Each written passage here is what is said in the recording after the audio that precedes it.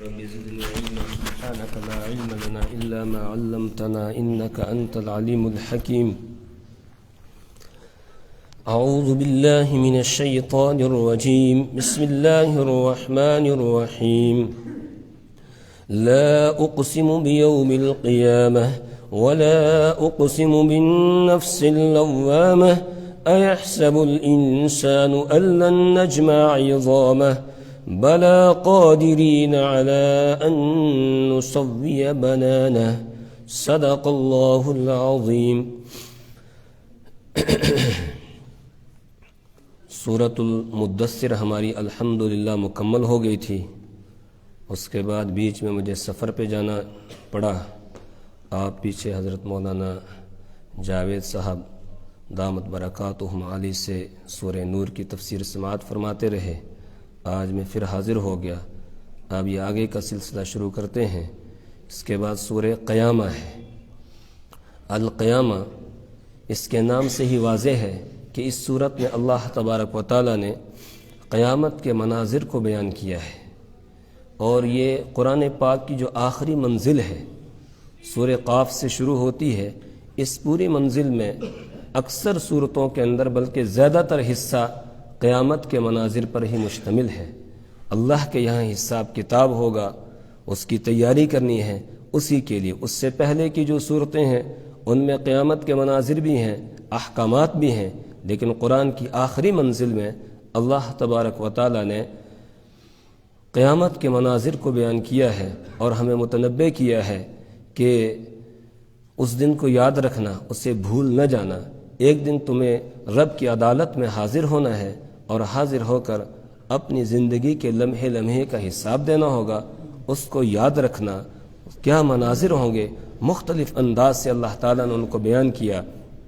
اس صورت میں بھی اللہ نے بیان فرمایا لا اقسم بیوم القیامہ. لا اقسم، میں قسم کھاتا ہوں، بیوم القیامہ، قیامت کے دن کی.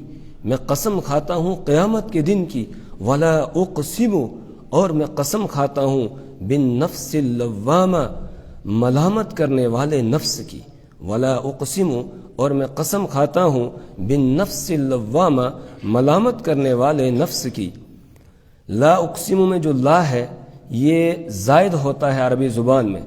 اقسم یقسم کا جو لفظ استعمال ہوتا ہے اس سے پہلے جو لا آتا ہے یہ عربی زبان میں زائد ہوتا ہے. اس کا کوئی ترجمہ نہیں ہوتا ہے، خوبصورتی کے لیے اس کو لایا جاتا ہے. لا اقسم بیوم القیامہ، تو ترجمہ کریں گے میں قسم کھاتا ہوں. یہ ترجمہ نہیں کریں گے کہ میں قسم نہیں کھاتا ہوں. لا کا ترجمہ ویسے نہیں ہوتا ہے، لیکن اس مقام پر جہاں بھی قسم سے پہلے یہ لفظ آتا ہے تو وہاں زائد ہوتا ہے اور اس کا ترجمہ نہیں ہوتا ہے. اب ہم سیدھا ترجمہ کریں گے لا اقسم بیوم القیامہ، میں قسم کھاتا ہوں قیامت کے دن کی. ولا اقسم بالنفس اللوامہ، اور میں قسم کھاتا ہوں ملامت کرنے والے نفس کی. قرآن پاک میں نفس کے لیے نفس کی 3 صفتیں بیان کی گئی ہیں. ایک ہے نفس امارہ، ایک ہے نفس مطمئنہ، اور ایک ہے یہ نفس لوامہ. 13ویں پارے کے شروع میں پہلی ہی آیت میں اللہ تعالیٰ نے نفس امارہ کا تذکرہ کیا ہے. وما ابرئ نفسی ان النفس لامارۃ بالسوء. حضرت یوسف علیہ السلام بیان فرما رہے ہیں کہ وما ابرئ نفسی، اللہ ان کی اس قول کو بیان فرما رہے ہیں کہ میں اپنے نفس کی برات کو ظاہر نہیں کرتا ہوں. ان النفس لامارۃ بالسوء، بے شک نفس تو برائی پر ہی اکساتا ہے. تو یہ نفس امارہ ہے جو انسان کو برے کاموں پر آمادہ کرتا ہے، برے کام کرنے کی تعلیم دیتا ہے، برے کاموں کی طرف لے جاتا ہے. اس کو نفس امارہ کہا جاتا ہے اور یہ برا نفس ہے. اللہ اس سے ہماری حفاظت فرمائے. دوسرا ہے نفس مطمئنہ. نفس مطمئنہ اس نفس کو کہا جاتا ہے جو اللہ کے وعدوں پر مطمئن ہے. اللہ نے جو ایمانیات اور عقائد ہمیں عطا کیے ہیں ان کے پر مطمئن ہے کہ اللہ ہی اس کائنات کے نظام کو چلانے والا ہے، وہی اس کائنات کے نظام کو سنبھالنے والا ہے، وہی سب کچھ پیدا کرنے والا، وہی سب کچھ عطا کرنے والا، وہی مشکل کشا، وہی حاجت روا، سارے کام کرنے والا وہی ہے. اس پر اس کا نفس مطمئن ہے۔ اللہ نے وعدہ کیا ہے کہ اس دنیا کے بعد آگے آخرت ہے، آخرت میں اللہ تمہیں زندہ کرے گا اور پھر تمہیں اپنی زندگی کا حساب کتاب دینا ہوگا۔ اس پر اس کا نفس مطمئن ہے، اس کو ذرہ برابر اس میں شک نہیں ہے۔ یہ سب سے بہترین نفس ہے۔ قیامت کے دن اسی طریقے سے جب دنیا سے جانے کا نمبر آتا ہے، اس وقت ایسے نفس کو خطاب کر کے کہا جائے گا، یا ایتھا النفس المطمئنہ ارجعی الی ربک راضیۃ مرضیہ فادخلی فی عبادی وادخلی جنتی۔ اے نفس مطمئنہ ارجعی الی ربک، تو اپنے رب کی طرف چل، راضیۃ مرضیہ، اس حال میں کہ اللہ تجھ سے راضی، تو اللہ سے راضی ہے۔ فادخلی فی عبادی وادخلی جنتی، میرے بندوں میں شامل ہو جا اور میری جنت میں داخل ہو جا۔ اللہ ہمیں نفس مطمئنہ عطا فرمائے، نفس مطمئنہ والوں میں اللہ ہمیں شامل فرما لے۔ تیسرا نفس ہے نفس لوامہ۔ نفس لوامہ اس نفس کو کہا جاتا ہے، لامہ یلوم کے معنی آتے ہیں ملامت کرنا، اسی سے یہ مبالغہ کا صیغہ ہے نفس لوامہ، کہ جو ملامت کرنے والا، روک ٹوک کرنے والا ہے۔ انسان کوئی کام کرتا ہے، پھر اس کا نفس، اس کا ضمیر اس کو خطاب کرتا ہے اور خطاب کر کے کہتے ہیں یہ کام تو نے کیوں کیا، اس کا کیا فائدہ ہوا، یہ بات جو تو نے بولی ہے اس بات کا کیا فائدہ ہے، یہ لقمہ تو نے کھایا، اس لقمے کے کھانے کا فائدہ کیا ہے، کیوں تو نے کھایا ہے۔ روک ٹوک کرتا ہے، اس کی نیت درست کراتا ہے۔ اگر کھانا بھی کھایا ہے تو اس کی نیت درست کراتا ہے، یہ کہتا ہے کہ کھانا کھایا تو نے، اللہ کی نعمت ہے، لیکن کیوں کھایا، مقصد کیا ہے، تو فوراً اس کو متنبہ کرتا ہے۔ اب آدمی اپنی نیت درست کرتا ہے، میں کھانا اس لیے کھا رہا ہوں تاکہ اس سے جو مجھے طاقت حاصل ہوگی، اس طاقت کو میں اللہ کی عبادت اور بندگی میں لگاؤں گا۔ تو ہر کام پر روک ٹوک، یا کوئی گناہ کا کام کرتا ہے، کہیں جھوٹ بول دیا، کہیں کوئی اور گناہ کا کام کیا، فوراً اس کا نفس، اس کا ضمیر اس کو ملامت کرتا ہے، کہہ رہے تو جھوٹ بول رہا ہے، تو کسی کو دھوکہ دے رہا ہے، تو بھول گیا کل تجھے رب کے سامنے حاضر ہونا ہے، وہاں اپنی زندگی کا حساب دینا ہوگا، اس وقت تو کیا بتائے گا، کیا عذر تیرے پاس ہوگا، کیا جواب دے گا۔ اس نفس کو کہا جاتا ہے نفس لوامہ، یہ بھی بہترین نفس ہے۔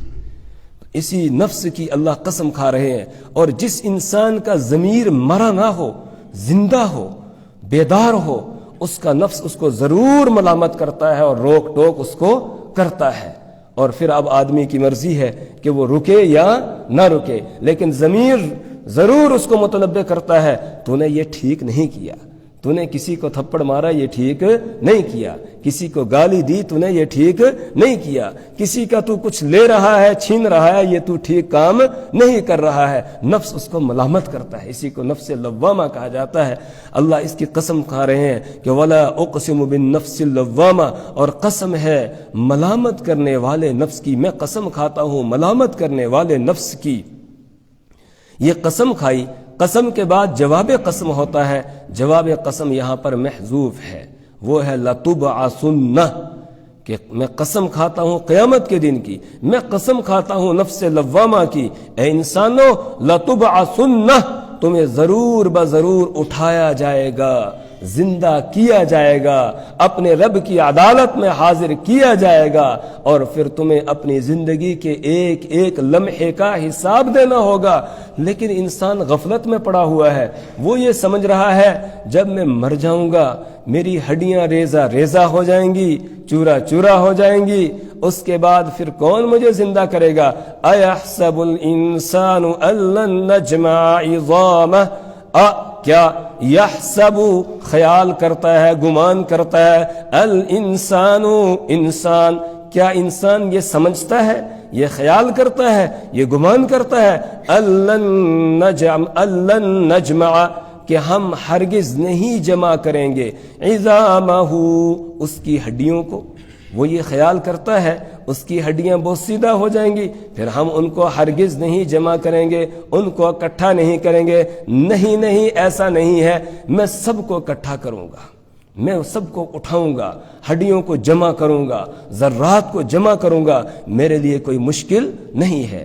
تفسیروں میں لکھا ہے ابو جہل کہیں سے ایک کھوپڑی اٹھا کر لے آیا، انسانی سر کی کھوپڑی اٹھا کر لے آیا، ہڈی اٹھا کر لے آیا، اور بالکل وہ بوسیدہ ہو چکی تھی، لا کر رسول پاک صلی اللہ علیہ وسلم کے سامنے رکھ دی اور کہنے لگا کہ اے محمد صلی اللہ علیہ وسلم، کیا ان ہڈیوں کو دوبارہ اٹھایا جائے گا، زندہ کیا جائے گا، جوڑا جائے گا؟ ایسے ہاتھ سے اس کو کرنے لگا، وہ پسنے لگی تو کہنے لگا اس کو دوبارہ اٹھایا جائے گا؟ من یحیی العظام وہی رمیم، یہ ہڈی جب بوسیدہ ہو گئی اس کو کون زندہ کرے گا؟ اللہ تبارک و تعالیٰ نے فرمایا انسان یہ خیال کرتا ہے کہ ہم اس کی ہڈیوں کو جمع نہیں کریں گے۔ پھر اس کا جواب سورہ یاسین میں دیا گیا، قل یحییھا الذی انشاھا اول مرہ، قل آپ فرما دیجئے یحیی زندہ کرے گی وہ ذات انشا اول مرہ جس نے پہلی مرتبہ پیدا کیا ہے۔ اگر انسان غور و فکر کرے اس وقت ہمارا جسم جو یہ تیار ہوا ہے 5 فٹ کا، 5.5 فٹ یا 6 فٹ کا جو بھی ہمارا جسم ہے، انسان غور کرے تو کیا یہ ایک ہی جگہ سے بنایا گیا ہے یا مختلف ذرات کو اکٹھا کر کے اللہ تعالیٰ نے جوڑا ہے؟ جی اگر ہم غور کریں گے تو کیا جواب ہوگا؟ مختلف ذرات کو اللہ نے اکٹھا کیا ہے۔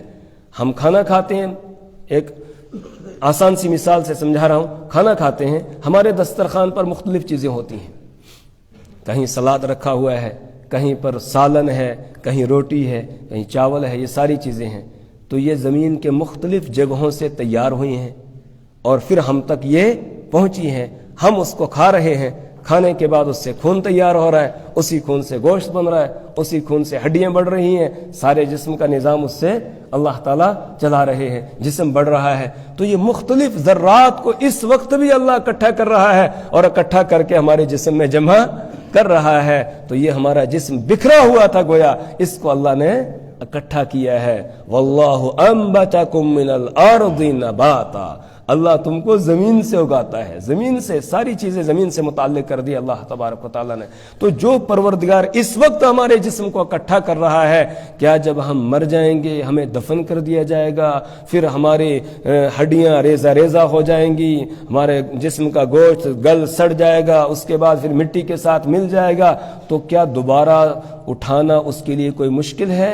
کوئی مشکل نہیں ہے، وہ پروردگار سب کو دوبارہ زندہ کرے گا۔ ایحسب الانسان، کیا انسان خیال کرتا ہے، گمان کرتا ہے، الن نجمع عظامہ، کہ ہم ہرگز اس کی ہڈیوں کو جمع نہیں کریں گے؟ نہیں، ایسا نہیں ہے۔ بلا، کیوں نہیں؟ قادرین علی ان نسوی بنانہ، قادرین، ہم قدرت رکھنے والے ہیں، علی، اس بات پر، ان نسوی، کہ ہم برابر کر دیں، بنانا ہو، اس بنا، اس کو کہا جاتا ہے دستخط، مانا جاتا ہے وہ انگوٹھے کا ہے۔ سب سے جو مضبوط دستخط ہے وہ کس کا ہے؟ انگوٹھے کا ہے۔ جو ہم ہاتھ سے لکھ کے سائن کرتے ہیں اس کو کوئی بھی اس کی نقل کر سکتا ہے، لیکن اس کی کوئی نقل نہیں کر سکتا ہے۔ یہ سائن اور دستخط پروردگار نے ہمیں عطا کیا ہے۔ اربوں کھربوں انسان ہوں، 2 انسانوں کے انگوٹھوں کے پرنٹ ملتے نہیں ہیں، الگ اللہ تعالیٰ نے بنائے۔ یہ میرے پروردگار کی کاریگری ہے اللہ کی۔ حالانکہ اس میں کتنی لکیریں ہوں گی؟ تھوڑی سی لکیریں ہیں، اگر گننا چاہے گن بھی سکتے ہیں، سینکڑوں میں یہ لکیریں ہوں گی، ٹیڑھی میڑھی بنا دی ہیں اللہ تعالیٰ نے، لیکن 2 انسانوں کی ملتی نہیں ہے۔ اللہ نے اس میں امتیاز رکھا ہے۔ یہ میرے پروردگار کی شان ہے، اس کی کاریگری ہے۔ تو اللہ فرما رہے ہیں قیامت کے دن تم کہتے ہو ہم ہڈیوں کو جمع نہیں کر سکیں گے۔ ہڈیاں کیا، تمہارے جسم کے جو انگلیاں ہیں تمہارے جسم کی، ان انگلیوں کے جو پور ہیں، ان پوروں کو بھی ہم جو ان پوریوں کو، ایک ایک پور کو ہم بالکل درست کر کے بنائیں گے اور برابر بنائیں گے، اس میں کوئی فرق نہیں ہوگا۔ اگر کسی نے دنیا میں انگوٹھا لگایا ہوگا اور آخرت میں لگائے گا تو دونوں برابر ہوں گے، کوئی اس میں فرق نہیں آئے گا۔ اس بات پر میں قادر ہوں، وہ قادر مطلق ہے۔ بلا، کیوں نہیں، قادرین، ہم قدرت رکھنے والے ہیں، علا، اس بات پر، ان نسویہ، کہ ہم برابر کر دیں، بنانا ہو، اس کے پور پور کو برابر کر دیں۔ بل یرید الانسان لیفجر اماما، بل یرید الانسان، بلکہ انسان چاہتا ہے، لیفجر امامہ، کہ وہ نافرمانی بھیجے، امامہ، اپنے آگے، فسق و فجور کرے، اختیار کرے، امامہ، اپنی آگے کی زندگی میں۔ مطلب کیا ہے؟ اللہ فرما رہے قیامت تو قائم ہوگی اور یہ یقینی بات ہے، اس میں کوئی شک نہیں ہے، لیکن انسان غافل ہو جاتا ہے اور یہ سمجھتا ہے کہ کہاں مر جائیں گے، ہڈیاں بوسیدہ ہو جائیں گی، پھر دوبارہ کون زندہ کرے گا؟ اور یہ ذہن کیوں بناتا ہے؟ تاکہ دنیا کے اندر عیش و عشرت والی زندگی بسر کرے، اپنی خواہشات پر چلے اور جس طرح من چاہے ویسے زندگی گزارے۔ اس کے لیے انسان قیامت کے یقین کو اور قیامت کے مناظر کو اپنے قریب آنے نہیں دیتا ہے، تاکہ آگے کی زندگی میں وہ فسق و فجور کو اختیار کرے۔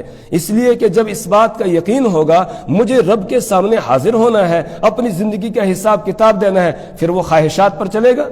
نہیں، خواہشات پر نہیں چلے گا۔ وَأَمَّا مَنْ خَافَ مَقَامَ رَبِّهِ وَنَهَى النَّفْسَ عَنِ الْهَوَىٰ وَأَمَّا مَنْ خَافَ مَقَامَ رَبِّهِ، رہا وہ انسان جو اپنے رب کے سامنے کھڑے ہونے سے ڈرتا ہے۔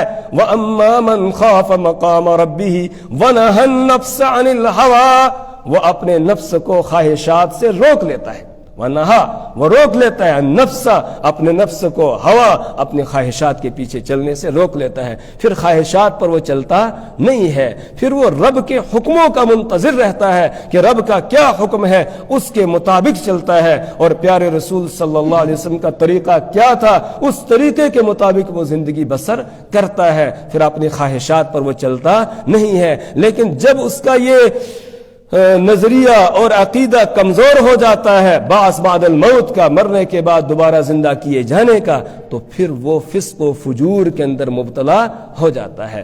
بل یرید الانسان، بلکہ انسان چاہتا ہے، لیفجرا، کہ وہ فسق و فجور کرے، امامہ، اپنے آگے، یعنی زندگی جو باقی رہی ہے اس میں وہ فسق و فجور اختیار کرنا چاہتا ہے، اس لیے وہ قیامت کی، مرنے کے بعد کی بات کو سننا ہی پسند نہیں کرتا ہے۔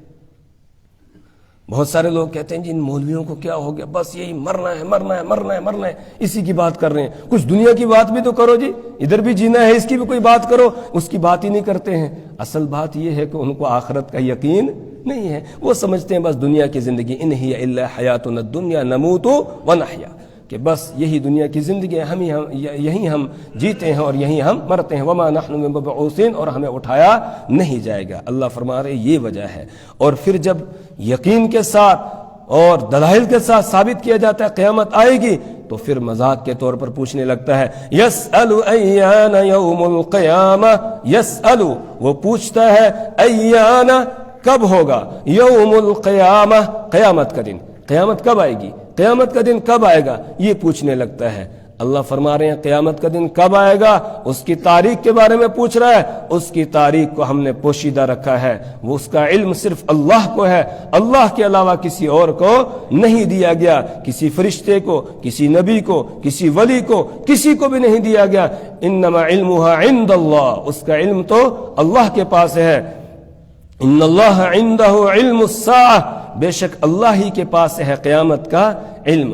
ہاں جب قیامت آئے گی اس وقت کیا منظر ہوگا وہ سنو، فَإِذَا بَرِقَ الْبَصَرُ، تو جب آنکھیں چندیا جائیں گی، جب آنکھیں کھلی کی کھلی رہ جائیں گی، آنکھیں چندیا جائیں گی، کھلی کی کھلی رہ جائیں گی، یعنی قیامت کی ہولناکی کو بیان کیا گیا کہ آسمان پھٹنا شروع ہو جائے گا، زمین پھٹنا شروع ہو جائے گی، پہاڑ اپنی جگہ چھوڑ دیں گے، ریزہ ریزہ ہو جائیں گے، ایک دھماکہ جیسا ہوگا، ایک زبردست قسم کی آواز ہوگی، اب نظریں انسان کی پھٹی رہ جائے گی، وہ یہ کیا ہو گیا، یہ کیا ہو گیا، اس وقت پلک جھپکنے کا موقع بھی دیا نہیں جائے گا۔ فَإِذَا بَرِقَ الْبَصَرُ، جب نگاہیں، آنکھیں چندیا جائیں گی، جب نظر، آنکھیں کھلی کی کھلی رہ جائیں گی، وَخَسَفَ الْقَمَرُ، اور چاند بے نور ہو جائے گا، چاند کی روشنی کو ختم کر دیا جائے گا، اور صرف چاند ہی نہیں، وَجُمِعَ الشَّمْسُ وَالْقَمَرُ، اور سورج اور چاند دونوں کو اکٹھا کر دیا جائے گا، جمع کر دیا جائے گا، مطلب سورج جس طرح چاند بے نور ہو جائے گا، سورج بھی بے نور ہو جائے گا، ان کی روشنی کو اللہ ختم کر دے گا، ایک تاریکی ہو جائے گی، اندھیرا چھا جائے گا، اللہ حفاظت فرمائے۔ یقول الانسان، اس وقت انسان کہے گا، یقول الانسان، انسان کہے گا یومئذ، اس دن، این المفر، این المفر، کہاں ہے بھاگنے کی جگہ، بھاگ جاؤں، بھاگنے کی کوئی جگہ ہے، لیکن کہیں بھاگ سکے گا، کہیں نہیں بھاگنے دیا جائے گا اس کو، نہیں۔ جس طریقے سے وہ چوہا ہوتا نا، پنجرے کے اندر اس کو بند کر دیتے ہیں، چوہے دانی میں اس میں بند کر دیتے ہیں اس کو، تو بس وہ کبھی ادھر ٹکر لگاتا ہے، کبھی ادھر لگاتا ہے، کبھی ادھر لگاتا ہے کہ کہیں سے راستہ ملے، لیکن ملتا ہے اس کو راستہ باہر نکلنے کا؟ نہیں۔ اسی طریقے سے انسان بھاگا پھرے گا، وَتَرَى النَّاسَ سُكَارَىٰ وَمَا هُمْ بِالسُّكَارَىٰ، تو لوگوں کو دیکھے گا وہ نشے میں ہے حالانکہ وہ نشے میں نہیں ہوں گے، وَتَرَى النَّاسَ سُكَارَىٰ وَمَا هُمْ بِالسُّكَارَىٰ وَلَٰكِنَّ عَذَابَ اللَّهِ شَدِيدٌ، بلکہ اللہ کا عذاب بڑا سخت ہوگا، کسی کو بھاگنے نہیں دیا جائے گا، بلکہ اعلان ہوگا یا معشر الجن والانس ان استطعتم ان تنفذوا من اقطار السماوات والارض فانفذوا، اے انسان اور جنات کے گروہ، اگر تم آسمان و زمین کے کناروں سے کہیں باہر نکلنا چاہتے ہو، بھاگنا چاہتے ہو تو بھاگ جاؤ، فانفذوا لا تنفذون الا بسلطان، تم نہیں بھاگ سکتے ہو، تمہیں طاقت نہیں دی گئی، نہیں بھاگ سکتے ہو۔ تو کہے گا انسان این المفر، کوئی بھاگنے کی جگہ ہے؟ کلا، ہرگز نہیں، کوئی بھاگنے کی جگہ نہیں ہوگی، لا وزرا، نہیں ہے کوئی جائے پناہ، کوئی پناہ گاہ نہیں ہوگی، الی ربک، سوائے کس کے؟ تیرے رب، الی ربک، تیرے رب کی طرف، یومئذ، اس دن ہوگا المستقر، ٹھہرنا، رب کے سامنے، اور کوئی پناہ گاہ نہیں ہوگی، کوئی بچاؤ کی جگہ نہیں ہوگی، سب کو رب کے سامنے حاضر ہونا ہوگا، اپنی زندگی کا حساب دینا ہوگا، الی ربک، تیرے رب کی طرف، یومئذ، اس دن، المستقر، ٹھہرنے کی جگہ ہوگی، رب کے سامنے حاضر ہونا پڑے گا، اس سے کوئی چھپنا چاہے گا نہیں، پیچھے ہم پڑھ چکے یومئذ تعرضون لا تخفى منکم خافیہ، اس دن تمہیں اللہ کے سامنے پیش کیا جائے گا اور تم میں سے کوئی چھپنے والا چھپ نہیں سکے گا۔ اور جب اللہ کی عدالت میں حاضری ہو جائے گی، اللہ کے سامنے حاضر کیا جائے گا، ينبأ الانسان یومئذ بما قدم واخر، اب انسان کو متنبع کیا جائے گا، یومئذ، اس دن، بما، اس چیز سے، قدم، جو اس نے آگے بھیجی، واخر، اور جو پیچھے چھوڑی ہے، کیا آگے بھیج کر آئے ہو، کیا پیچھے چھوڑ کر آئے ہو، یہ سب کا سب سامنے آ جائے گا، ووجدوا ما عملوا حاضرا، جو عمل کیا ہوگا سب سامنے آ جائے گا، حاضر کر دیا جائے گا۔ فمن يعمل مثقال ذرة خيرا يره، جس نے ذرہ برابر کوئی بھلائی کی ہوگی اسے دیکھ لے گا، ومن يعمل مثقال ذرة شرا يره، اور جس نے ذرہ برابر کوئی برائی کی ہوگی اسے وہ دیکھ لے گا، کسی کا کوئی عمل چھپا ہوا اور پوشیدہ نہیں رہے گا۔ یہ ہے قیامت۔ تو قیامت کے اس منظر کو یاد کرو، یہ مت پوچھو کہ قیامت کب آئے گی، وہ تو آئے گی ہی، اور وہ بہت جلدی آنے والی، اقتربت الساعۃ، قیامت قریب لگی ہے، اقترب للناس حسابهم، لوگوں کا حساب ان کے بالکل قریب آ گیا، وہم فی غفلہ، وہ غفلت میں پڑے ہوئے ہیں۔ ہاں، تیاری کیا کی ہے تم نے، اس کی تیاری کے بارے میں سوچو۔ پیچھے ہم ایک حدیث پڑھ کر آئے تھے، اللہ کے رسول صلی اللہ علیہ وسلم سے ایک صحابی نے عرض کیا، یا رسول اللہ قیامت کب آئے گی؟ آپ نے فرمایا ما عدت لها، تو نے اس کے لیے کیا تیاری کی ہے، یہ بتاؤ تیاری کیا کی ہے، قیامت کا پوچھ رہے ہو، تیاری کیا کی ہے؟ اس نے جواب دیا کہ یا رسول اللہ صلی اللہ علیہ وسلم، میں تو کوئی زیادہ نماز پڑھنے والا اور روزے رکھنے والا نہیں ہوں، البتہ یہ ہے کہ اللہ اور اللہ کے رسول سے محبت رکھتا ہوں۔ تو آپ صلی اللہ علیہ وسلم نے فرمایا کہ المرء مع من احب، کہ انسان اسی کے ساتھ ہوگا جس سے وہ محبت کرتا ہے۔ اللہ سے دعا کریں اللہ اپنی کتاب کی سمجھ اور فہم عطا فرمائے، اللہ اس کے مطابق عمل کی توفیق عطا فرمائے، مرنے سے پہلے مرنے کی تیاری کی توفیق عطا فرمائے، اللہ دنیا میں بھی اور قیامت کے دن بھی ذلت اور رسوائی سے ہماری نسلوں کی حفاظت فرمائے۔ سبحان اللہ و بحمدہ، سبحانک اللہم و بحمدک، ونشہد ان لا الہ